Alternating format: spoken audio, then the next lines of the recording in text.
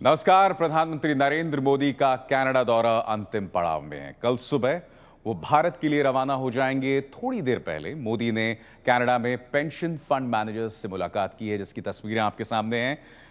मोदी ने Canada pension plan investment board के CEO mark Wiseman से मुलाकात की है। कनाडा के पेंशन फंड में दुनिया भर के निवेशकों का पैसा लगा है।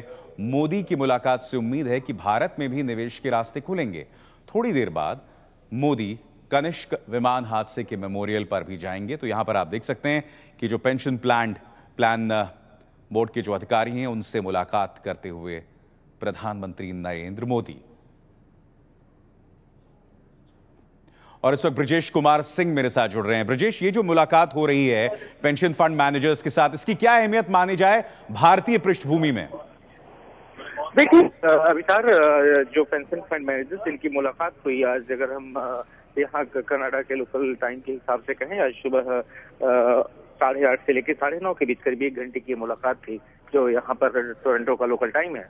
उसमें जो है मोटे तौर पर जो फोकस ये रहा, आप जानते हैं कि पूरी दुनिया में मशहूर है कनाडा की जो पेंशन फंड कंपनियां, और उनको जो है किस तरीके से अट्रैक्ट किया जा सकता है भारत में, क्योंकि ध्यान रखें कि उनके पास काफी बड़ा पूल है, काफी बड़े संसाधन है, रकम है। तो इस संदर्भ में जो है वो बातचीत हुई, और उसके बाद से एक और महत्वपूर्ण जो मीटिंग है वह जो भारत और कनाडा के जो सीईओज हैं, उन ज्वाइंट फोरम है जिसको Indo Canada CEO joint forum कहा जाता है, उनके सदस्यों के साथ प्रधानमंत्री मोदी की एक और बैठक चल रही है। और उसके बाद जो है प्रधानमंत्री आज के दिन जो उनका एक महत्वपूर्ण कार्यक्रम है, अगर भारत के हिसाब से बात करें तो रात 9:45 का होगा, जिसमें कि वह एयर इंडिया मेमोरियल, जो कि कनिष्क मेमोरियल के तौर पे जाना जाता है। ध्यान रखें कि 1985 में जो कनिष्क हादसा हुआ था, जिसमें कि बड़े पैमाने पर न सिर्फ भारतीय बल्कि भारतीय मूल के वो लोग जो कि कनाडा में रहते हैं वो भी मारे गए थे, उस मेमोरियल पर भी जाने वाले हैं नरेंद्र मोदी।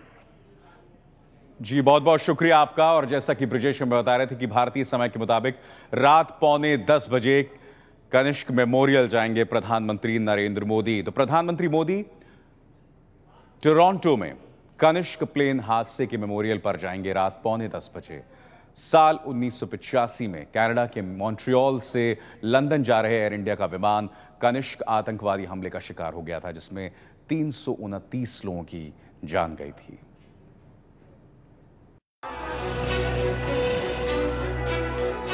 पीएम मोदी टोरंटो के इस मेमोरियल पर आएंगे तो एक बार फिर 30 साल पुराने उस भयानक आतंकी हमले की यादें ताजा हो जाएंगी। साल 1985 में हुआ वो आतंकी हमला, जिसमें 329 लोगों की जान चली गई थी। ये है वो जगह जो कि एक स्मारक के तौर पर विकसित किया गया है, और यह उस हादसे की याद दिलाता है जो कि 23 जून 1985 को हुआ था, जब एयर इंडिया के विमान इंपीरियर कनिष्क को बब्बर खालसा से जुड़े हुए आतंकवादियों ने उड़ा दिया था। उस हादसे की याद में ही यह खास स्मारक बनाया गया है, एक सनडायल की आकृति जैसा, यानी कि हर साल 23 जून के दिन, जो बिल्कुल वो समय है जिसमें वो हादसा हुआ था, यहाँ पर सूर्य की किरणें जो है पड़ती हैं, और यह जो पट्टियां लगाई गई हैं उस पर उन तमाम लोगों के नाम दर्ज हैं जो कि उस हादसे के शिकार हुए थे। आपको दिखाते हैं 30 साल पहले के उस आतंकी हमले की पूरी कहानी। तारीख थी 23 जून 1985। सुबह 6 बजे एयर इंडिया की फ्लाइट AI-182 ने कनाडा के मॉन्ट्रियल से लंदन के लिए उड़ान भरी थी।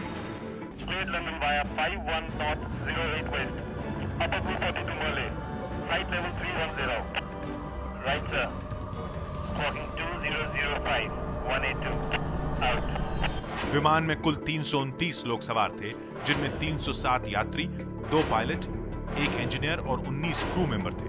ये विमान बोइंग का 747 कनिष्क भारत की शान था। मॉन्ट्रियल से 6 घंटे के सफर के बाद प्लेन को लंदन पहुंचना था। उड़ान भरने के 1 घंटे बाद तक विमान के पायलट का संपर्क ATC से था। विमान जमीन से 31,000 फीट की ऊंचाई पर उड़ रहा था। एकाएक प्लेन का ATC से संपर्क टूट गया और रडार से गायब हो गया। सुबह 7:15 बजे कनिष्क विमान जब आयरलैंड के करीब समंदर के ऊपर उड़ रहा था तो विमान में अचानक धमाका हुआ। धमाके में पहले विमान का पिछला हिस्सा टूटा और विमान नीचे गिरने लगा। इस दौरान ATC को पायलट से न कोई चेतावनी मिली और न ही कोई इमरजेंसी कॉल। सुबह 7:30 बजे एटीसी ने विमान को लापता मानकर इमरजेंसी का ऐलान कर दिया। समुद्री जहाजों को विमान की खोज में लगाया गया। सुबह 9:30 बजे जहाजों को विमान का समंदर में तैरता हिस्सा दिखा।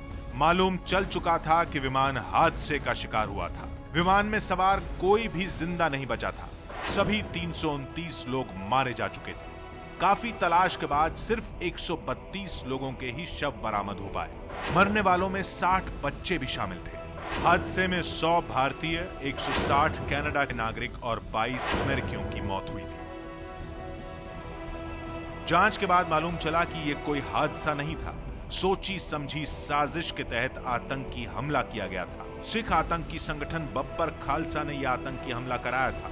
दोषियों को सजा दिलाने के लिए कनाडा की कोर्ट में इस केस का 20 साल लंबा ट्रायल चला, लेकिन इतने लंबे ट्रायल के बाद सिर्फ एक ही आतंकी को दोषी पाया गया। हमले के पीछे कनाडा में जैगुआर की फैक्ट्री में काम करने वाले इस इंद्रजीत सिंह रियात को दोषी माना गया। कनाडा की कोर्ट के इस फैसले की गहरी आलोचना भी हुई। इस हमले के पीड़ित कनाडा में रहे भारतीय आज भी इंसाफ की मांग कर रहे हैं, जो पीएम मोदी से भी उम्मीद की आस लगाए बैठे हैं। It's very important to have the presence of Prime Minister Modi ji here. जो लोग जिनके परिवार के लोग उस हादसे के शिकार हुए, उनके लिए उस जो दुख है, जो कि इतने समय बाद ही जाहिर है खत्म नहीं हो सकता, क्योंकि परिवार के सदस्य को खोने का दुख आसान नहीं होता, हल्का नहीं हो सकता, लेकिन उन्हें मरहम इस बात का कि कम से कम भारत का कोई प्रधानमंत्री यहाँ पर आकर उनके दुख को शेयर करने की कोशिश कर रहा है।